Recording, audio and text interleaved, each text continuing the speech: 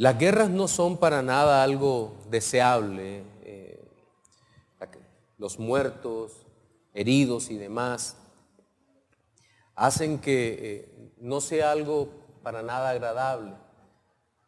Pero también entendemos que son inevitables. Pero aunque nos parezca increíble, la guerra tiene su propia ética.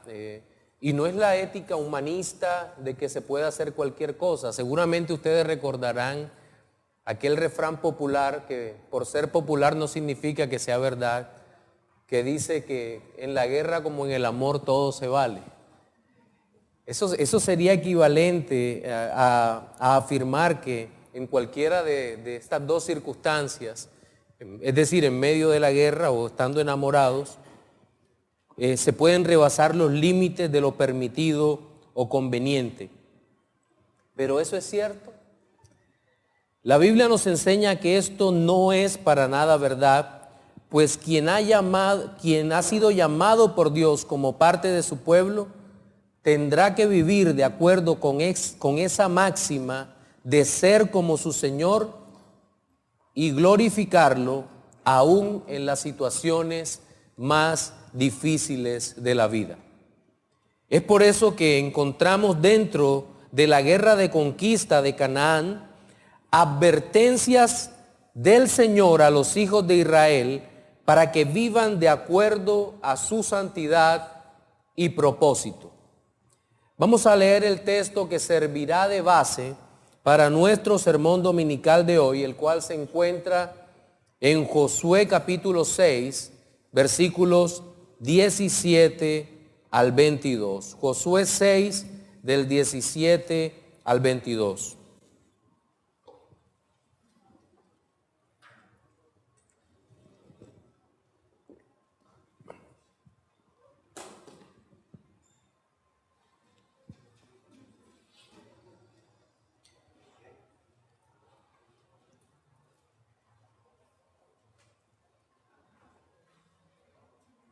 Dice la palabra del Señor: y será la ciudad anatema a Jehová con todas las cosas que están en ella.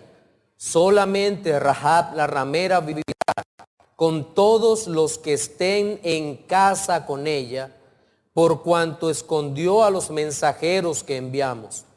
Pero vosotros guardaos del anatema, ni toquéis ni toméis alguna cosa del anatema, no sea que hagáis anatema el campamento de Israel y lo turbéis. Mas toda la plata y el oro y los utensilios de bronce y de hierro sean consagrados a Jehová y entren en el tesoro de Jehová.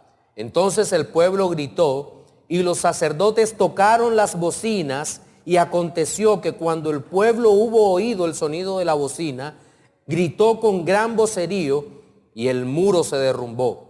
El pueblo subió luego a la ciudad, cada uno derecho hacia adelante, y la tomaron, y destruyeron a filo de espada todo lo que en la ciudad había, hombres y mujeres, jóvenes y viejos, hasta los bueyes, las ovejas y los asnos.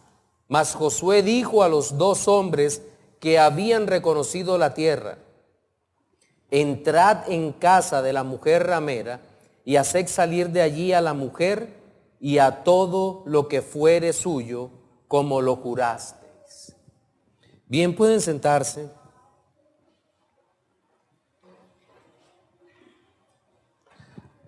Anatema es una palabra que en el relato se repite en 4 ocasiones, y básicamente significa en este contexto algo que ha sido consagrado por Dios y dispuesto para el castigo definitivo.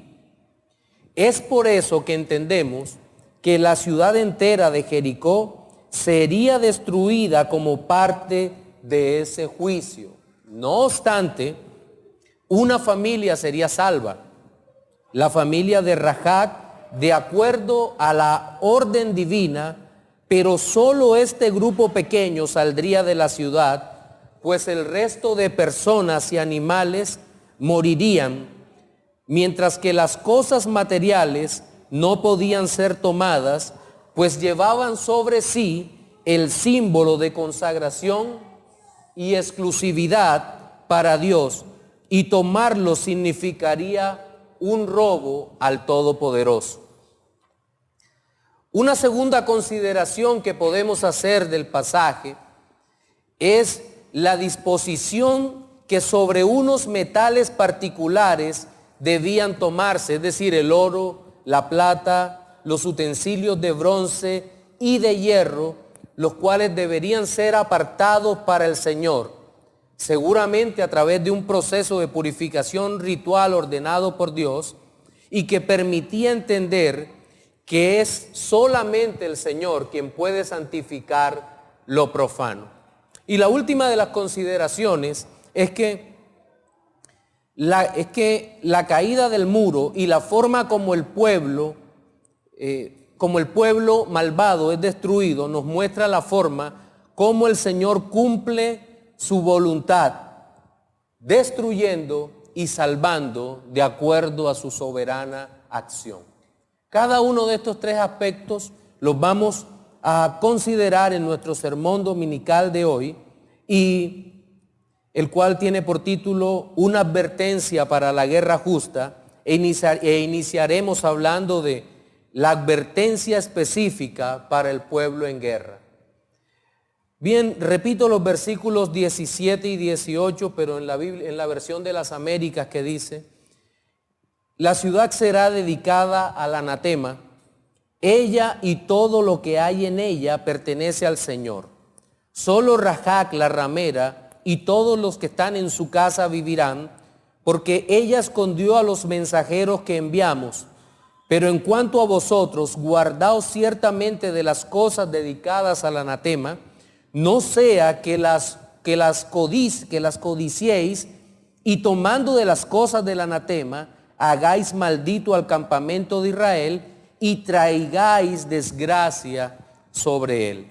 Seguramente cuando nosotros vemos esa palabra anatema, la interpretamos como está en el Nuevo Testamento, enteramente como maldición. ¿Se acuerdan? Por allá en Gálatas, en el capítulo 1, dice que todo aquel que predica un evangelio distinto, el apóstol Pablo, al que yo les he predicado, sea anatema, sea maldito. Pero anatema es una de esas palabras que evolucionó, y no necesariamente es lo mismo en uno y otro testamento.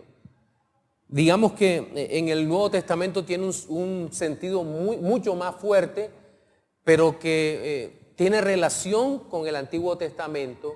La diferencia está en que en el Antiguo Testamento anatema connota prohibir o consagrar para destruir. Es decir, puede tener una de las dos connotaciones. De hecho, en el pasaje que acabamos de leer, nosotros vemos que hay cosas consagradas a Dios como los metales, como la misma familia de Rahab, mientras que toda la ciudad de Jericó está bajo maldición. De hecho, eso es lo que connota la palabra Jerén o Jerén, anatema del Antiguo Testamento. La ciudad de Jericó era la primera gran barrera que los hijos de Israel iban a encontrar en su tránsito por Canaán, en donde iban a destruir una cantidad de pueblos malvados. Y por ser la primera de esas ciudades, se considera que fue la primicia para el Señor, de tal manera que Dios consagra la primicia para sí, para ser destruida. Comentaristas como Matthew Henry y Alfred Edersheim piensan de la misma forma sobre esta parte. Entonces, la ciudad que estaba consagrada para ser destruida, para su total aniquilación debido al pecado del pueblo, y así lo estarían también aquellas naciones impías que el Señor le había dicho a Moisés en primer lugar y ahora a Josué. Ahora, no cabe duda algo, la maldición de Jericó era a causa de su propio pecado. Dios le estaba pagando con toda justicia debido al pecado, al rechazo voluntario del Señor, porque es evidente que aquellas personas habían rechazado al Señor. Por alguna razón Dios les había permitido conocer que Él era el Dios Todopoderoso, pero estos hombres no querían volverse a Dios, sino perseverar en su maldad. Ya Rahab les había dicho en el capítulo 2, versículos de Josué 2, del 9 al 11, a los 12 espías que habían sido enviados, que ellos sabían quién era el Dios de Israel. De hecho, escuche la declaración de Rahab, dice: sé que Jehová os ha dado esta tierra porque el temor de vosotros ha caído sobre nosotros, y todos los moradores del país ya han desmayado por causa de vosotros, porque hemos oído que Jehová hizo secar las aguas del mar Rojo delante de vosotros cuando salisteis de Egipto, y lo que habéis hecho a los 2 reyes de los amorreos que estaban al otro lado del Jordán, a Sehón y a Og, a los cuales habéis destruido. Oyendo esto, ha desmayado nuestro corazón, ni ha quedado más aliento en hombre alguno por causa de vosotros, porque Jehová vuestro Dios es Dios arriba en los cielos y abajo en la tierra. Es decir, Dios mismo se había asegurado de que estos hombres escucharan la palabra que testificaba de quién era Él. Dios es Dios arriba en los cielos y abajo en la tierra. Era la declaración de esta mujer y era la declaración de muchos de los habitantes de Jericó, pero no es suficiente tener una referencia informativa de Dios si no se abraza a Dios por medio de la fe. Pero en este pasaje también encontramos una advertencia proferida por el mismo Señor de salvar a los que Dios previamente eligió. El Señor dijo: solamente Rahab la ramera vivirá con todos los que estén en la casa con ella. Dios solo no había mandado a destruir a sus enemigos, sino también a preservar a los escogidos para que éstos pudieran gozar de su salvación, de la compañía del pueblo, de la comunión.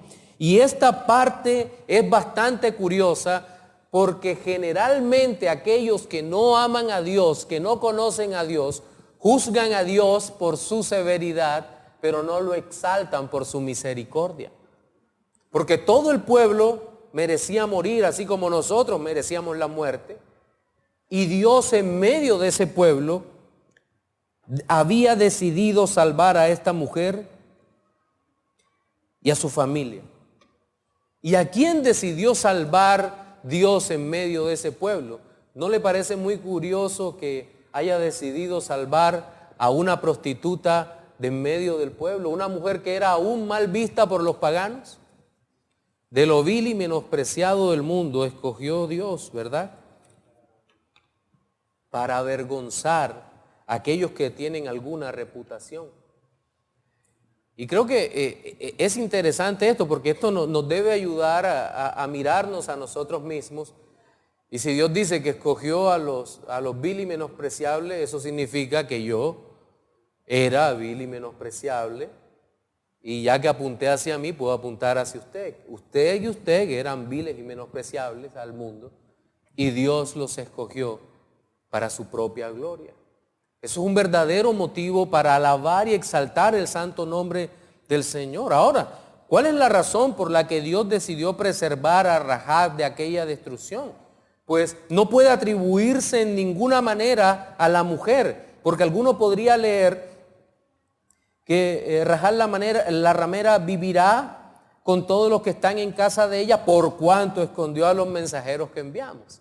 Y se podría llegar a pensar que la obra llevó a la salvación y no lo contrario. Acabamos de leer el pasaje de Josué 2, en donde Rahab había reconocido que Dios es Dios arriba en los cielos y abajo en la tierra. Rahab había sido escogida y el evangelio había llegado a sus oídos de una manera que no sabemos cuál es, pero de que había llegado la noticia, había llegado, y esta mujer había creído, y debido a que había creído, podía esconder a los del pueblo de Dios.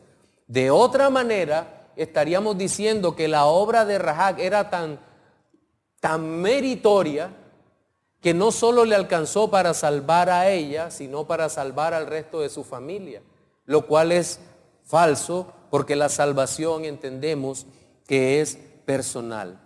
Entonces, ¿qué recordamos aquí o qué es importante tener en cuenta? Es importante tener en cuenta que la salvación pertenece totalmente a nuestro Dios. Pero dentro de este pasaje de advertencia al pueblo, en el versículo 18 se nos dice: pero vosotros, pueblo de Dios, pueblo de Israel, guerreros que iban a entrar a la ciudad, guardaos del anatema, ni toquéis, mire qué prohibición tan fuerte, ni toquéis, ni toméis alguna cosa del anatema, no sea que hagáis anatema al campamento de Israel y lo turbéis. No tomen nada de lo que está consagrado al Señor, porque pueden traer el tipo de anatema que era sobre la ciudad, maldición. La ciudad era maldita, pero los elementos eran consagrados a Dios.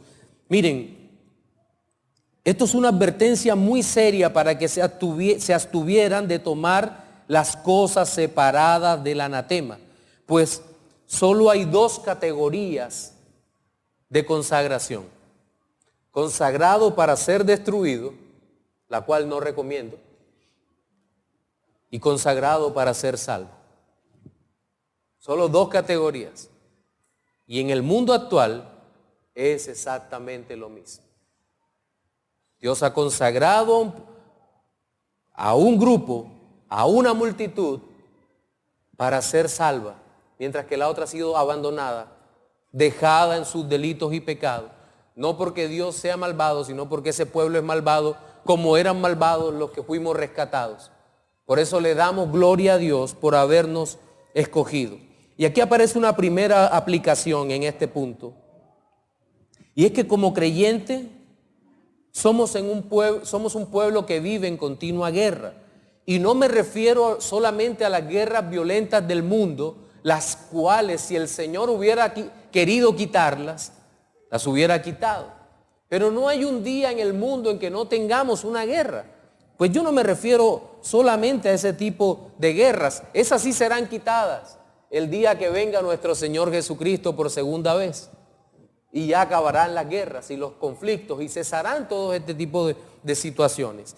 Pero yo me deseo referirme o enfocarme en el conflicto diario que como creyentes todos nosotros tenemos, y en los cuales el Señor nos manda que nos cuidemos de la tentación y de no contaminarnos con aquellas cosas que el mundo ofrece, pero que finalmente serán destruidas con la venida de nuestro Señor Jesucristo. Ahora bien, ocupémonos de nuestro segundo aspecto a tratar, el cual he denominado la advertencia de preservar elementos que serían santificados. El versículo 19 lo voy a leer en la Nueva Versión Internacional. Dice: el oro y la plata y los utensilios de bronce y de hierro pertenecen al Señor, colóquenlos en su tesoro. Bien, lo primero son los materiales: plata, oro, bronce y hierro. En el pasaje que acabamos de leer hay algo que es evidente: no todo tiene el mismo valor comercial. Por la nobleza del metal, evidentemente el oro estaba en el primer lugar. Y es importante recordar que los objetos santos del tabernáculo, como el arca del pacto, el altar, el candelero y todas estas cosas estaban hechas de metales. De hecho, el arca estaba hecha de madera de acacia, pero estaba recubierta de oro.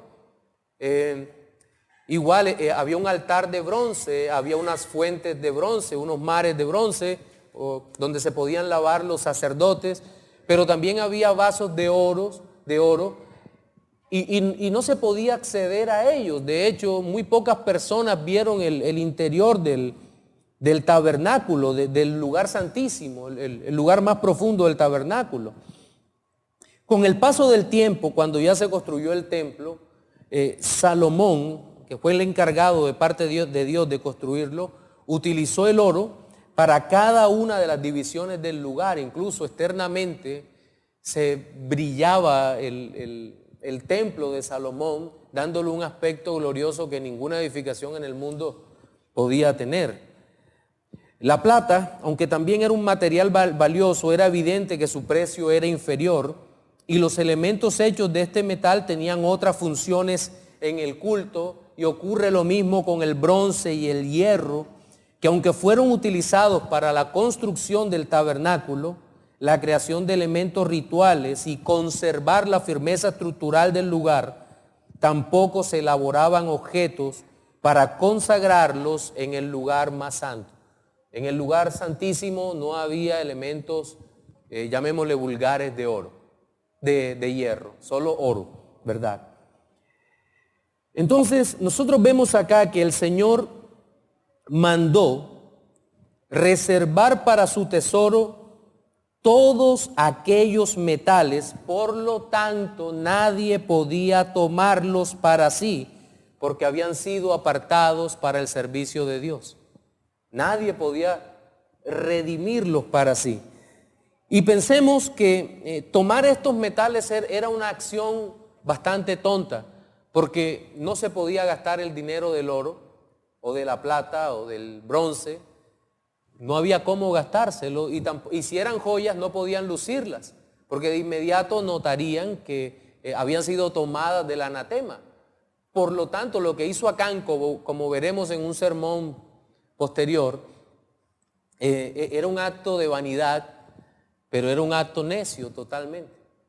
Simplemente admirar, tener escondido algo para él, algo que en definitiva no podía usar. Tomar lo que el Señor había ordenado consagrar para él equivalía a robarlo, pues aunque todas las cosas son suyas, es cierto que al momento en que Dios consagra algo para su servicio, nadie puede darle un uso diferente. Kelly y Deslis dicen, las dos cosas eran incomparables. Las dos cosas eran incomparables, eran incompatibles, perdón. Entregar todo a Dios y no obstante aplicar una porción para el uso privado, o bien el objeto no debía ser entregado, o habiendo sido entregado, era responsabilidad suya abstenerse de él. Entonces, la consagración de los elementos materiales, en este caso los metales, debían ser puestos en el tesoro de Dios, es decir, ser usados como elemento de culto, de adoración por parte del pueblo. En esta parte hay una clara referencia a lo que es apartado totalmente para el Señor, pero no podemos perder de vista la condición más gloriosa. Los metales eran importantes, sí. Y alguno dirá, pero ¿por qué Dios posteriormente le daría muerte a Acán por tomar los materiales que no son más importantes que la vida humana para Dios? Precisamente por eso, porque la vida humana es más importante para Dios y los hombres somos los que podemos desobedecer. Por esa razón Dios puede impartir castigo sobre nuestras vidas cuando le desobedecemos. Dios no puede castigar un material porque no tiene conciencia, ni un metal puede obedecer, mas los hombres sí. Entonces, eso lo debemos tener en cuenta, pero hay algo que es más hermoso del pasaje, y es que el Dios de Israel salvaría de la destrucción a una familia que había consagrado para su propia gloria. Ese será objeto de nuestro siguiente punto, pero quiero hacer una segunda aplicación en esta parte. Y tiene que ver con aquellos que han sido consagrados para servir a Dios. Y seguramente muchos en este lugar saben, entienden que han sido consagrados para el servicio del Señor. Bien, a pesar de eso, es probable que sintamos dudas sobre cómo servirle al Señor que nos ha llamado. Y podemos sentirla y nuestro corazón se va a llenar de temor por servirle a Dios, pero hay una cosa que no podemos hacer y es darle a Dios nuestra propia agenda. ¿A qué me refiero con esto? Muchas veces nuestra propia agenda y orgullo se puede disfrazar de piedad, porque el orgullo tiene una capacidad tremenda de disfrazarse de piedad, la falsa modestia. Serviré a Dios solo cuando esté suficientemente santificado. Te digo, ¿cuándo vas a estar suficientemente santificado para servirle a Dios? Nunca. Jamás. Y si es por eso, jamás le podrás servir al Señor. Y no estoy demeritando a mis amados hermanos que valientemente se paran en la puerta a recibir las personas que entran al culto o hacen cualquier tipo de actividad, los que están en las consolas, los que están sirviendo, recogiendo, sirviéndole a otros hermanos, sino a todos, a los que predican, a los que coordinan. Nuestro nivel de santificación no da ni siquiera para abrir la puerta a los que entran. Por lo tanto, si queremos mostrarle a Dios que nuestras razones son mejores que las de Él, los que estamos fallando somos nosotros. Muchos no desean servir porque no se sienten bien. Y eso tiene que ver con la susceptibilidad de nuestros corazones. El creyente maduro no es susceptible. Es un hombre maduro que sabe que Dios lo ha llamado y que tendrá que servir y punto. Y aunque parezca broma, muchas veces les he dicho a los que están llamados a servir y aplazan y aplazan y aplazan el servicio. Acuérdate de Jonás. Acuérdate de Jonás. Si Cristo te ha llamado a servir, corre a servir y no te dejes llenar el alma de dudas de parte de nuestro enemigo. Teniendo eso claro en la aplicación, procedo al tercer punto, que he titulado la advertencia de preservar personas que serían santificadas sacándolas de en medio del juicio. Versículos 20 al 22, lo leo en la TLA. Dice, en traducción en lenguaje actual para los que apuntan: cuando los sacerdotes tocaron sus trompetas, los soldados gritaron con todas sus fuerzas y los muros se derrumbaron. Entonces todo el ejército entró en la ciudad y cada soldado la atacó hasta conquistarla. Con sus espadas mataron a todos los hombres, mujeres, niños y ancianos. Lo mismo hicieron con los bueyes, ovejas y asnos. Josué les había dicho a los 2 espías: vayan a la casa de Rahab y pónganla a salvo junto con toda su familia, tal como se lo prometieron. En este pasaje encontramos varias cosas. La primera es la caída de la ciudad maldita. Los muros de Jericó finalmente cayeron, no por los gritos de los valientes soldados, no por un terremoto como muchas veces el Mentirovery Channel lo dice. Fue que ocurrió un terremoto justo cuando las huestes de Israel iban pasando. Tú dices, vaya casualidad, igual que la casualidad del Mar Rojo, del río Jordán, en fin. Casualidades, casualidades, casualidades, vaya. Esto no cayó por nada, los muros de Jericó no cayeron por nada que el hombre hubiera podido hacer, sino porque el Señor había decidido destruir la ciudad que estaba bajo maldición. Y creo que es posible tratar de imaginar a los dos pueblos en este momento. Dentro del muro de la ciudad estaban los impíos que tenían delante de ellos la última parte de su confianza o de su esperanza, porque todavía tenían esperanza, y aunque no nos parezca, el impío tiene esperanzas en algo, siempre en algo que no lo va a salvar. En este caso la esperanza era el muro. Decían, no, el Dios de Israel abrió el río Jordán. Sí, están aquí, pero ahí están los muros. Los muros nos pueden salvar, son bastante altos, son fuertes. Ahí están los muros. Pero digamos que en un momento caería el muro y caería la esperanza. Mientras que por el otro lado estaban los hijos de Israel, los hijos de Dios, marchando alrededor de la ciudad. El Señor les dice: deténganse, griten y suenen las trompetas los que llevan suenen las cornetas los que las llevan, y griten a viva voz los que llevan armas. Y gritaron, y el Señor derribó los muros, y el corazón de los hijos de Israel veían cumplido ante sus ojos la promesa de destrucción de sus enemigos. Un motivo más para darle gloria a Dios. En segundo lugar, vemos la muerte de aquellos que fueron maldecidos. Bien, y este aspecto de la narración es literal. Hombres, mujeres, niños y ancianos, todos ellos cayeron a espada. Y es aquí cuando muchos empiezan a cuestionar la bondad y la benignidad de Dios con preguntas que pueden sonar capciosas, como por ejemplo: ¿cómo es posible que un Dios bondadoso ordene matar entre todos a muchos inocentes? U otra de las preguntas: ¿en dónde está la misericordia de Dios?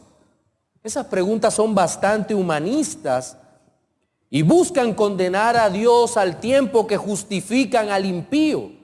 Otros, como Marción, uno de los herejes de los primeros siglos, dividió a Dios en dos. El Dios del Antiguo Testamento, decía Marción, es el Dios cruel, malvado, que mata a todos, que destruye y que no perdona. Mientras que el Dios del Nuevo Testamento es el Dios bondadoso de gracia. Y en esa misma línea, pero dividido tal vez por una muy delgada frontera, aparece el pensamiento dispensacionalista actual. No, Dios destruyó en el Antiguo Testamento a todos ellos, porque aquella era la dispensación de la ley, y la paga de violar la ley era la inmediata muerte de todos los que no creían. Mientras que ahora, estando bajo la gracia, nuestro Señor Jesucristo nos mira de manera benevolente a todos los hombres, porque todos están de alguna manera bajo la gracia. Mentira. Porque la gracia salvadora del Señor siempre ha estado solamente sobre su pueblo. Sobre su pueblo. No ha estado jamás sobre los impíos. Dios siempre ha traído redención para los suyos, no para los que no son suyos. Pero hay otra parte en el relato, y es la más grande prueba de las Escrituras de que Dios muestra su amor y bondad para su pueblo, cuando en el versículo 22 nos dice que los dos hombres que habían reconocido la tierra, Josué les ordena: busquen a la mujer ramera y haced salir de allí a la mujer y a todo lo que fuere suyo, como le jurasteis. Miren cómo el Señor preserva, cómo el Señor guarda. Los muros cayeron, sí, pero aquella mujer que había sido convertida por el Señor y que había escuchado la palabra de Dios, iba a ser preservada de manera poderosa. Creo que inicialmente hay un milagro, porque es la única manera como se puede explicar la supervivencia de aquella familia. El muro se destruye. Si usted recuerda, la casa de Rahab daba hacia la parte de afuera del muro. La casa no pudo caer, no cayó. Los muros fueron derribados, pero aquella única casa quedó sobre el muro. Y nuevamente acudimos un poco a la imaginación. Y seguramente aquellos hombres entraron en la ciudad a toda prisa, buscando el paño de grana, color grana, que estaba atado a la ventana, evitando que algún soldado despistado entrara a la casa e hiciera lo que no les habían mandado. Y a toda prisa tomaron a aquella mujer la tomaron, la protegieron y posteriormente fue unida con el pueblo, con el que sería su nuevo pueblo una vez y para siempre. Y aquí hay una aplicación última, y es que un día aparecerá en los cielos la señal del Hijo de Dios viniendo en una nube con sus santos millones de ángeles. La confusión reinará en la tierra, pues instantáneamente los santos vivientes seremos transformados, y aún estamos acá, y subiremos al encuentro glorioso con el Señor, no en un rapto secreto, sino en algo visible a todo ojo. Los muertos en Cristo serán levantados, y luego de esto no habrá ninguna posibilidad de que el pueblo santo de Dios se pierda. Pero al tiempo que esto ocurre, instantáneamente, todos los muros, las defensas de este mundo, de los hombres impíos en contra de Dios, sus ideologías, filosofías, sistemas de religión, sus amuletos de la buena suerte, todo, absolutamente todo, será destruido. No valdrá el clamor ni habrá tiempo para arrepentimientos. Solo aquellos que seamos sacados de manera sobrenatural de la destrucción y el juicio podremos sobrevivir. ¿Y quiénes son aquellos? Trate de imaginarse ángeles poderosos que ejecutan los juicios de Dios sobre la tierra. Tendrán que ver en nosotros la marca de la sangre de Cristo que nosotros no vemos, pero que seguramente ellos sí, por el poder del Espíritu. Y seremos tomados y seremos llevados definitivamente a la presencia bendita de nuestro gran Dios y Salvador Jesucristo, para estar para siempre con Él. Y no habrá momento más glorioso para nuestras vidas. No habrá celebración más grande para nosotros que el saber que definitivamente hemos pasado de muerte a vida. Que el Señor nos consagró no para ser destruidos con el mundo, sino para ser cual metal, oro, plata, bronce y hierro, echados en el tesoro de Dios. Y vernos cada uno de nosotros como parte de lo más precioso que Dios tiene, su tesoro. Si vosotros escuchareis mi palabra, dice la Escritura, seréis mi especial tesoro sobre todas las naciones de la tierra. Y cumpliéndose esta verdad, el apóstol Pedro nos recuerda diciendo, mas vosotros sois real sacerdocio, linaje escogido, nación santa, pueblo adquirido por Dios, para que anunciéis las virtudes de aquel que nos llamó de las tinieblas a su luz admirable. En nuestro sermón dominical de hoy observamos tres aspectos relacionados con una advertencia para la guerra justa.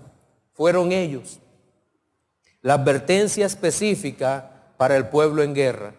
Segundo, la advertencia de preservar elementos que serían santificados. Y tercero, la advertencia de preservar personas que serían santificadas, sacándolas de medio del juicio. Reflexiones finales para los no creyentes. Amigo, debo darte inicialmente malas noticias. Se trata de que estás bajo la más terrible de las maldiciones posibles, pues eres enemigo de Dios y has sido consagrado para destrucción y muerte, a menos que hoy puedas ver a Cristo. Pídele al Señor que te conceda arrepentimiento y fe, y que puedas mirar la salvación que es solo en Cristo, y de esta forma puedas ser arrebatado de la ciudad maldita y pasado a la ciudad de Dios. para los creyentes. Mis hermanos, la tentación nuestra continua es tomar aquellas cosas que Dios ha dicho que no tomemos, como vemos en este pasaje. Dios nos advierte que no tomemos del anatema. Y una de las maneras como podemos evaluar lo que no debemos tomar es pensando, ¿esto que voy a hacer pasará a la vida eterna o será destruido? Dependiendo del discernimiento que el Señor nos dé y que podamos comprender la voluntad de Dios, dependiendo de eso, podemos tomar decisiones sabias, decisiones espirituales para dejar aquellas cosas que el Señor en definitiva ha ordenado dejar. Que el Señor nos ayude, amén.